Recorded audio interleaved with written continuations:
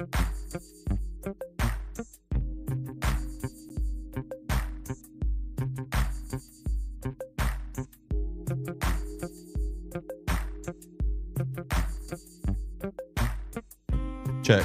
1, 2, 3.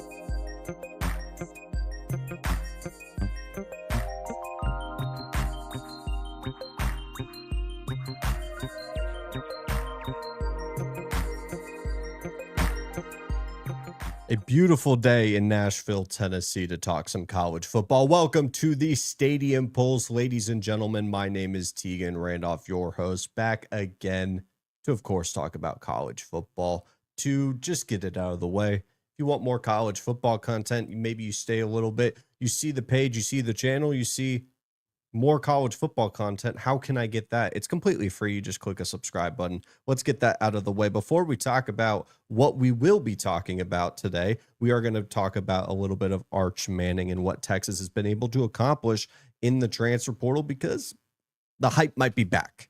The hype might be back, and it might be justified, which not a lot of people are going to want to admit or talk about. We'll talk about some of the winners of the transfer portal. I understand it closes this Friday, to be clear. Just because it closes, that does not mean that players can't go to other teams. You just cannot enter the portal. So Friday is the deadline to enter said transfer portal. We'll also talk about the players, or better said, the coaches, going into a make or break season for 2026 as we look ahead.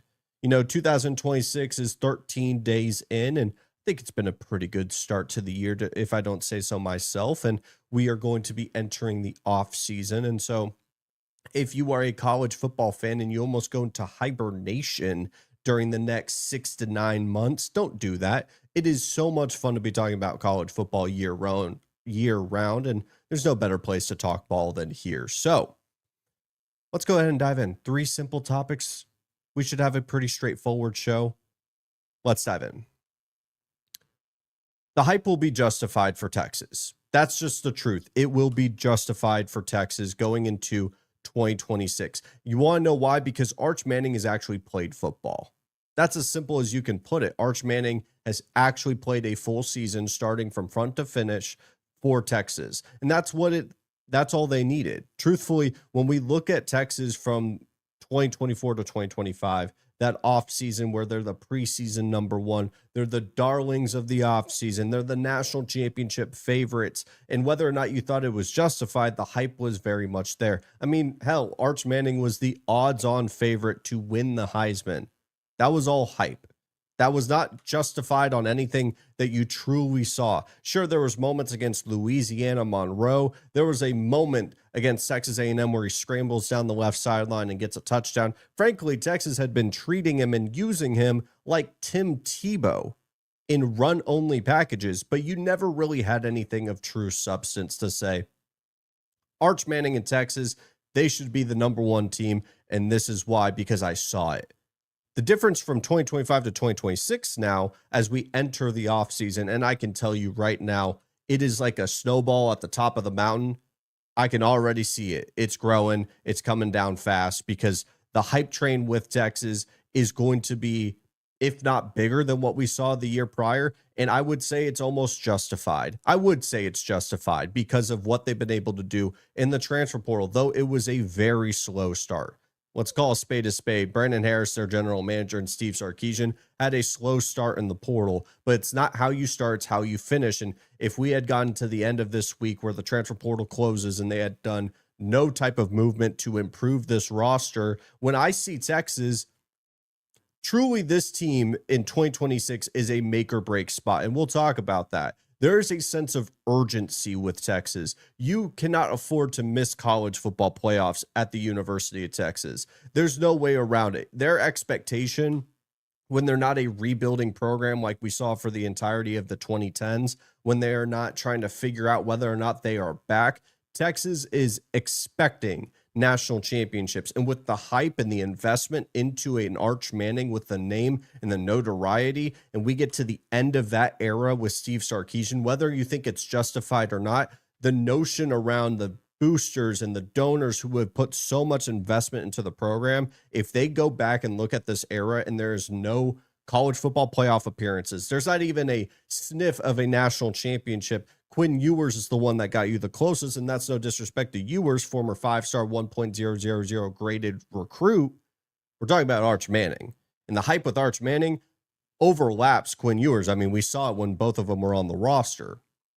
But to talk about the actual transfer portal moves, Texas has done phenomenal work. Texas has continued to just kill it in the portal. Hollywood Smothers, originally committed to Alabama, he's one of the best running backs in the country. He is going to have a name within the pot of some of the best running backs in the entire country going into 2026. And he's not alone. This is not just a one running back room. Though they had lost 4 guys to the portal, they had also gotten Raleek Brown out of Arizona State. Talk about a 1-2 punch. Talk about a home run hitter after you just been bashed by Hollywood Smothers. That had been a huge piece of this offense I'd been missing for the entirety of the 2025 season. I've said it for 2 years at this point. The best version of a Steve Sarkisian offense and the best version of Texas has been when they've been able to run the football. They've been able to dominate Texas A&M, one of their biggest rivals, because they've been able to run the football with Wisner. They were able to do it against Oklahoma when it's not all on the quarterback's shoulders to create plays, because a lot of times when Steve Sarkisian is calling plays, it's either going to be at the line of scrimmage, getting the ball out super quick, or it's going to be a long developing play down the field. And when you don't have a run game to respect as a defense, all of a sudden Texas gets really easy to guard, and it helps when Arch Manning is throwing every other ball into the dirt. But we have to talk about Cam Coleman. Cam Coleman, the number 1 wide receiver in the portal, and it's justified. I've talked about Cam Coleman many, many times about how I think in terms of a talent, not an actual wide receiver at this point, he is, as a talent, close enough to a Julio Jones at Alabama. Now, am I saying it's a 1-to-1 comparison? No, I'm not. But the guy has the biggest catch radius in all of football. He has elite speed. He has elite tools that you're looking for as a wide receiver. There's nothing that he doesn't check the box on outside of some of the smaller things that you see as a wide receiver, some of the nuances, the routes, all the things that can be cleaned up over an offseason, especially when he's getting put into a better situation from Auburn to Texas. And he's not going to be alone, because this wide receiver room is probably the best that we've seen during the Steve Sarkisian era. At least it projects to be that. There's a lot of potential. I would better say it has the highest ceiling out of every wide receiver group that they've had, because they've had Adonai Mitchell, Xavier Worthy, they've had Matthew Golden, they've had great guys in that wide receiver room. This past season easily being the weakest of like what we've seen. This year may be the strongest, because it's not just Cam Coleman, like I've mentioned, but it's also Ryan Wingo. It's Emmett Mosley. There's a ton of young talent just following right behind them. There's so much to like about the weapons that are going to be on the outside. But the two things, I would say the number one thing that could hold back Texas is the offensive line. And what they've been able to do in the portal, it's to be seen if they're going to make another addition. If you did not hear the news, Jordan Seaton, offensive tackle from Colorado, former 5-star, a guy that projects in the class of 2028 to be the number 1 tackle. I would say he's the definitive number 1 tackle prospect, and he had an incredible freshman season. He enters the portal. 2 names have popped up already: Oregon and Texas. Some of the biggest heavy hitters in terms of NIL funding and NIL packages. This is going to be a heavyweight fight. I mention this because if Texas is able to get Jordan Seaton, they've also been able to get Trevor Goodsby, a tackle that would be a first-round pick to return for his senior year. Now you have a tackle tandem, which I think for the Steve Sarkisian offense and how he likes to go about his business, the tackles are some of the most important positions on the entire offensive line. They run a ton of wide zone. They run a ton of just wide every run concept that you could look for. Tackles are very important for that. That's why Kelvin Banks was so imperative to their success. And then you throw in the fact of what I talked about earlier, the long developing passing plays. you have to have tackles that can block for a long period of time without holding. Goodsby and Seaton as your tackle duo, that's disgusting. That is dirty. And I'm still hyped about Texas, even if it's just Goodsby, because that is a great pairing to bring back with a lot of young offensive linemen. And I think a senior tackle like himself that is going to be playing on the left side, or at least that's what he projects to be, is a fantastic get for Steve Sarkisian in this offense. The second thing that is going to build off this hype is Arch Manning. And we've talked about the situation around him. We've talked about all these different things. Arch Manning has no excuses. He has no excuses this season not to succeed based on what they've been able to accomplish in the portal and recruiting. Everything is set. The experience has been there. He's gotten an entire season to, frankly, have a terrible first half and a really strong second half. There's so much to like about Arch Manning, and there's a lot to dislike. It was an up and down season. That's the only way you could describe Arch Manning in 2025. And the hype is going to be bigger this time, and I think it's going to be justified because he's played. He's going to more than likely be the Heisman favorite once again. How is he going to improve? Which everything that he has flawed within his game is fixable. It's not for a lack of talent. The talent is there. Anyone who tries to tell you he should have been a 3-star, it was just because of the name. I think the reason why he got elevated to such a status as a 5-star is because of his name. But the talent is so obviously there, and you could see him connecting the pieces and the dots throughout the season. If it all clicks, paired with the situation that should be substantially better at Texas, the hype will be justified. The hype will be real, and I have to back it. I didn't back it in 2025. You can go back on my Twitter page. I had Texas at number 5, and I got pushed back tenfold by so many other people going into the season. Oh, how can you have the number 1 team in the country be at number 5? And you can also ignore all the bad takes that are on those preseason top 25s, because most preseason top 25s are egregiously bad, mine included. But I still had so many concerns about the offensive line. If they're able to get Seaton, there's no reason to not have them as the favorite to win the national championship, the winner of obviously the SEC.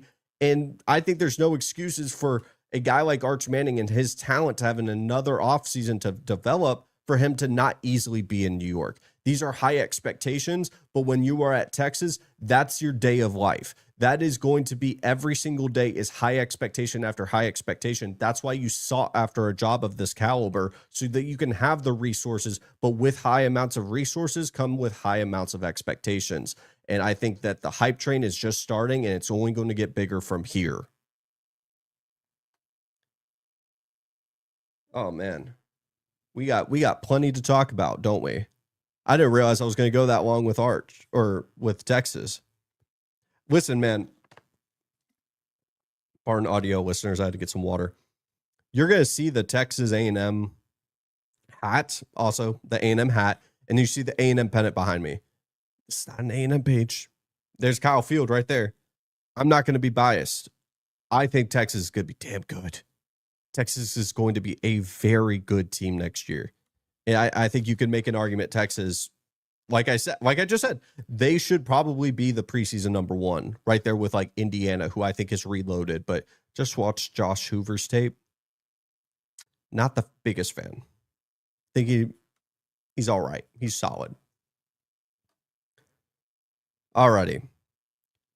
Who are the winners of the 2025-2026 transfer portal? I got a couple names for you, because I think the transfer portal obviously is not done.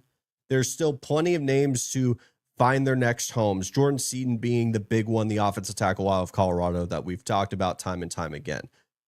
There's just so much meat left on the bone, but I think a lot of the teams are about 90% done, as this upcoming Friday will be the final day that you can enter the portal, and then it's decision time for a lot of these guys.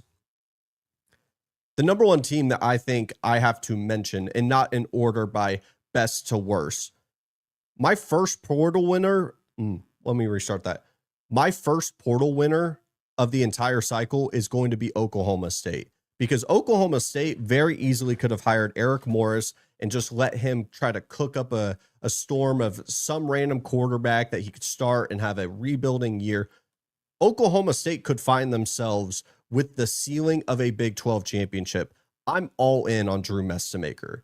I am truly a believer of Drew Mestemaker, a quarterback that, I'm not kidding when I state this, did not play a single start of varsity high school football, and he's one of the best quarterbacks in the entire country. I have spent time over the past couple of days watching his 2025 tape, his first full year starting. I knew about Drew Mestemaker when he destroyed my Texas State Bobcats in their bowl game in his first ever start. And that anecdote of him never playing high school football was mentioned. And all of a sudden, I have been a believer of Drew Mestemaker. And he could have easily gone to Indiana. It would not have shocked me if going from North Texas to Indiana, especially seeing how Fernando Mendoza did, going and winning the Heisman, the Kurt Signetti system, all these different things. But he chose to follow Eric Morris, the guy that believed in him, the guy that trusted him, to go build something at Oklahoma State. And I cannot express how excited I am about what Oklahoma State could be.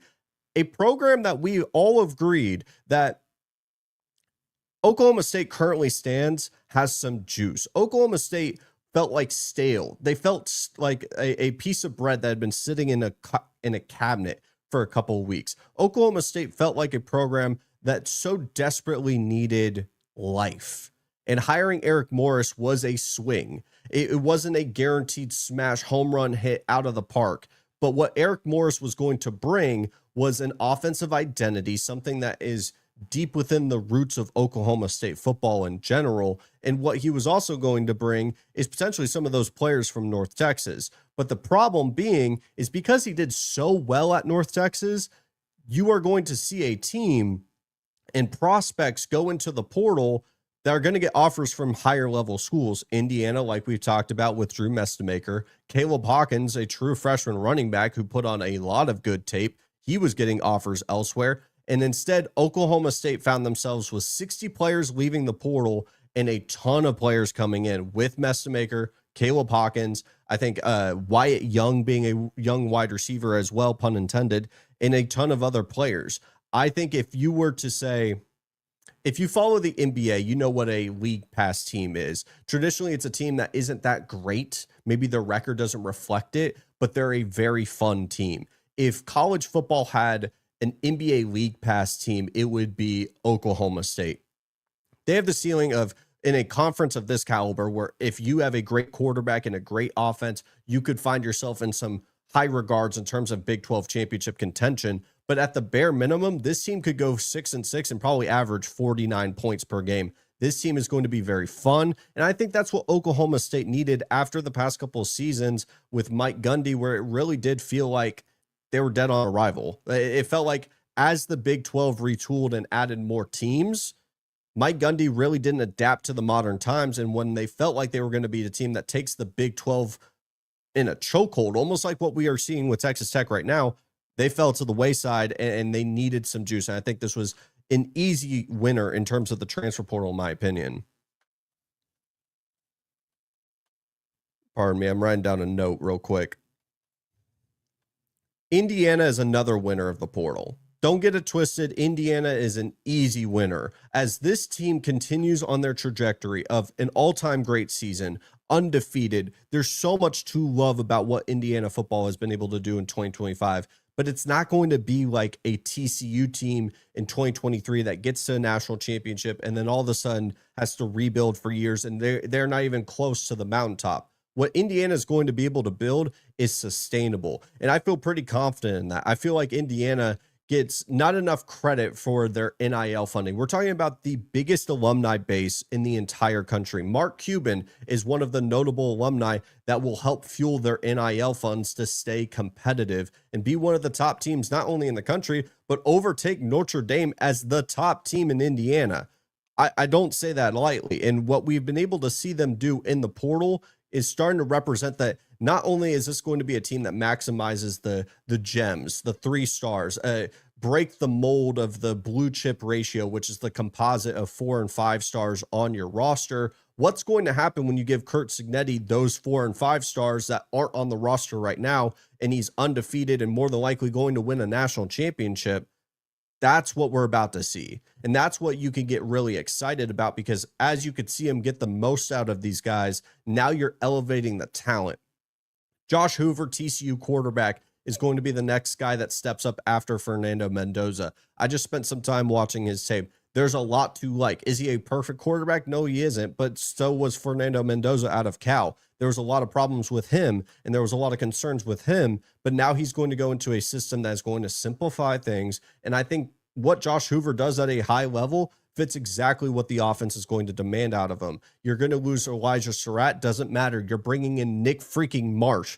Nick Marsh is going to be arguably the best portal wide receiver this entire class, and that goes above Cam Coleman. I see Nick Marsh in a very high regard. Now he's going to go into a system that has been able to produce high-level wide receivers. What's not to like about Indiana's transfer portal class? Frankly, this team is reloading, and it wouldn't shock me if we're looking at them back in the Big Ten championship, back into the national championship contention, because as they get more and more funding and more investment into their football program, there's no reason to believe that Indiana is not going to go anywhere. This team is continuing to be great. My next winner, though, for the transfer portal, I promise this is not going to be biased. Another winner of the transfer portal is Texas A&M.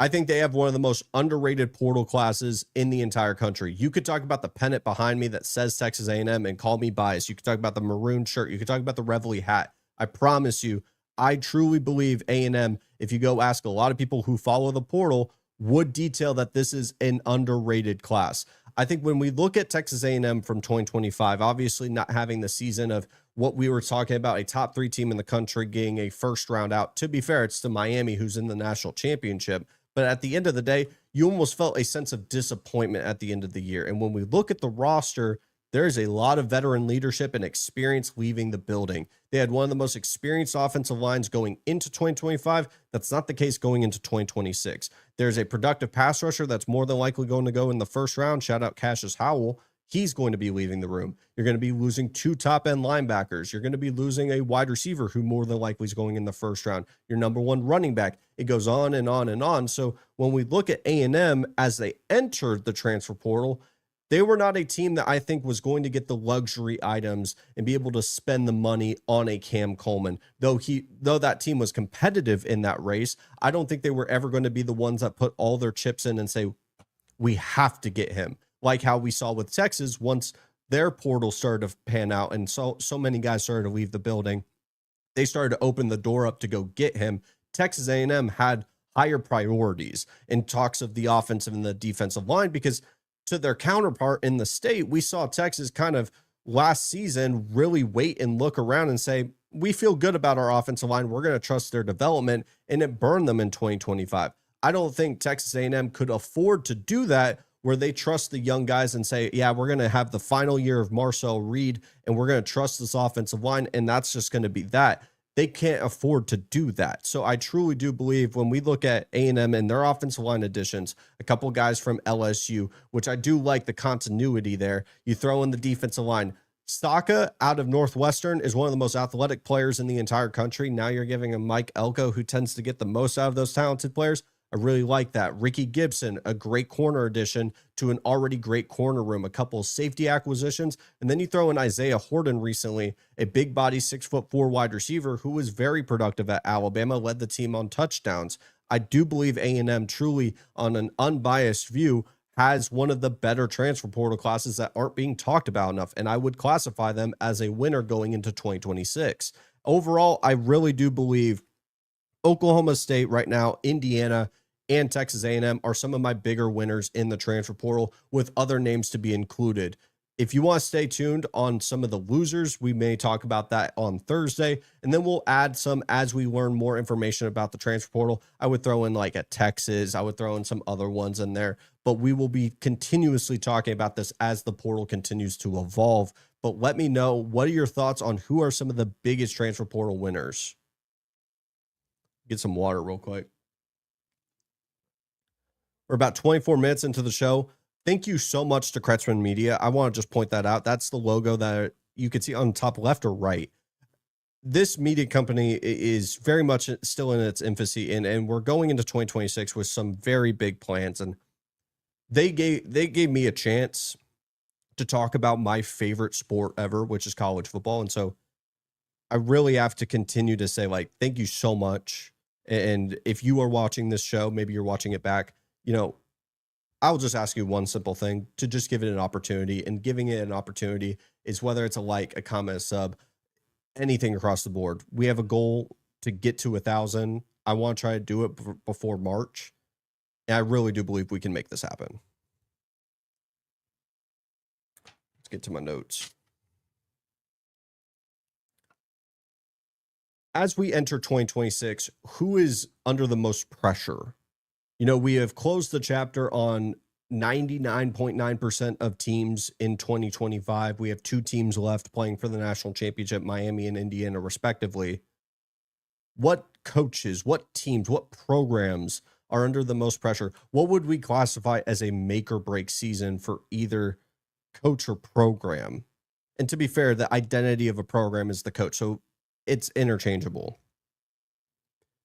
If someone was to ask me what is the biggest make or break team in 2026, I may have to say Alabama. When we look at Kalen DeBoer in Alabama, you get a mixed review from Alabama fans. I think it comes from the perspective of what they've become accustomed to, which is the Nick Saban era. It's national championships. It's competing for SEC titles. And to be fair, Kalen DeBoer got to the SEC championship, got smacked around by Kirby Smart, was able to win a playoff game on the road, and then got smacked by Indiana. So by most standards for college football coaches, that would be solid. But when you're looking on the, I guess, crimson colored glasses that you become accustomed to with Nick Saban, you would almost feel like he's disappointing you. If we get to the 3rd season, say we get into a scenario where he misses a college football playoff, which isn't out of the realm of possibility. When we see him in the first year, they were on the outside looking in. Then we get to this year, there was an argument to be made that they shouldn't have been in by how bad they lost in the SEC championship. Then you go into year 3,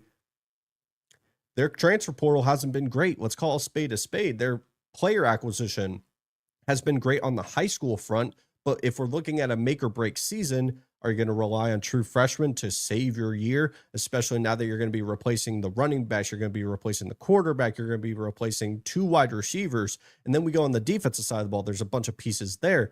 They have not been that aggressive in the transfer portal, and they got bullied in some spots. I mean, truly, Texas put them in a locker, locked the door. We see Cam Coleman and Hollywood Smothers, who was committed and enrolled at your school, go to Texas. In Alabama, I get really concerned as we go into 2026. Are the people that are going to be making the decisions of whether or not Kalen DeBoer is the guy, are they going to have those crimson-colored glasses that have Nick Saban hoisting up the trophy every other season, or are they going to be realistic about what Kalen DeBoer has been able to accomplish? Because I still see him as a solid coach, but I don't think you're going to find another Nick Saban. And the question really does become, does this team at the end of 2026 have an identity? Because I don't think it does right now. Does this team have hope that they can continue to build and they're going to be circling the national championship? Because I think that's the threshold that you need to be at if you're going to be the head coach at Alabama. Are you at least circling the national championship picture? Are we in December? Are we in the early parts of January and we're looking at national championship contention for Alabama? It doesn't mean you have to be in the game. It doesn't mean you have to be a game away, but are you seen in a light where you're a competitor?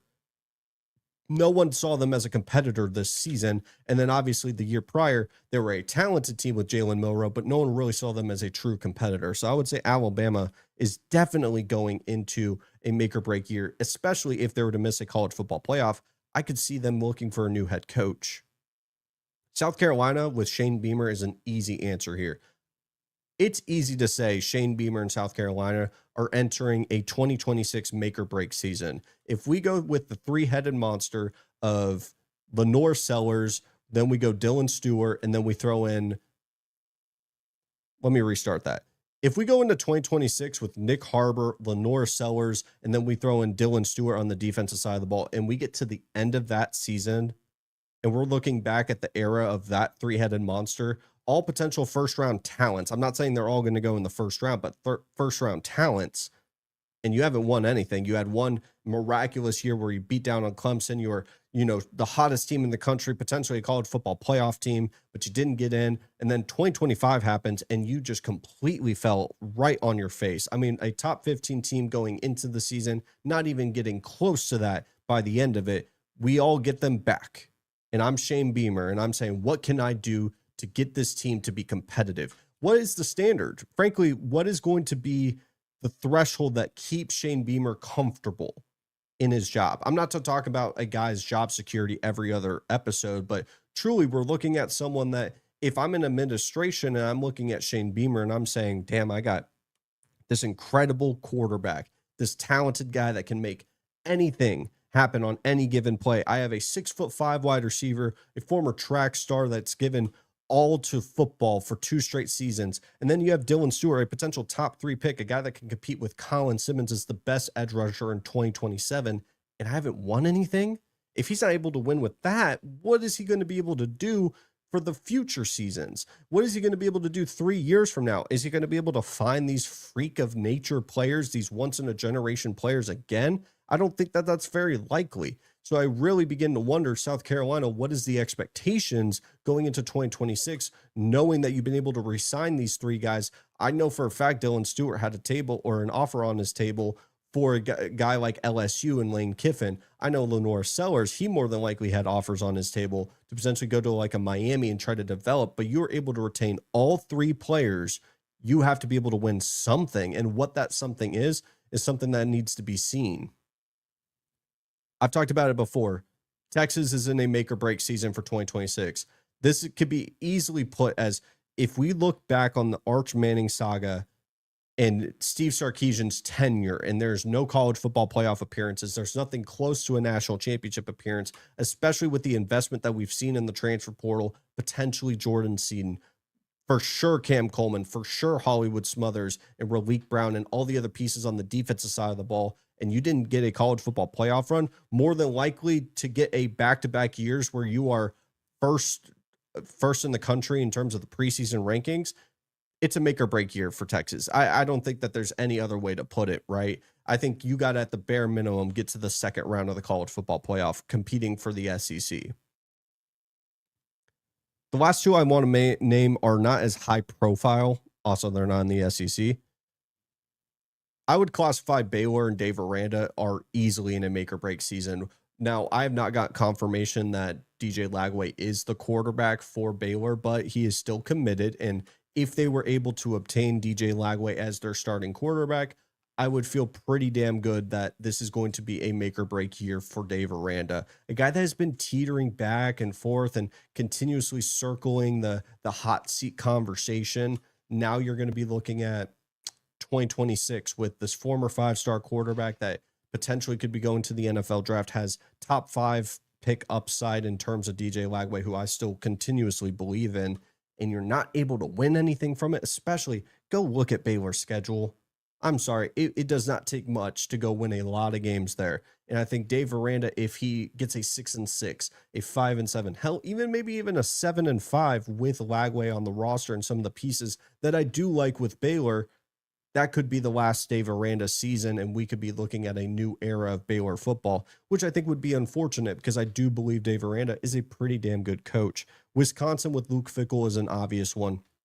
I know I said Alabama is the first one that comes to mind. The second one would be Luke Fickell in Wisconsin. Colton Joseph, the Old Dominion quarterback, watched a little bit of his tape. He's a dynamic athlete. He can make a lot of plays running the football. I just don't know, he's a little bit of Mark Ranowski a little bit. The throwing motion, the arm strength really isn't there, and it's going to be a sizable jump going from the Sun Belt to the Big Ten, knowing Wisconsin's schedule.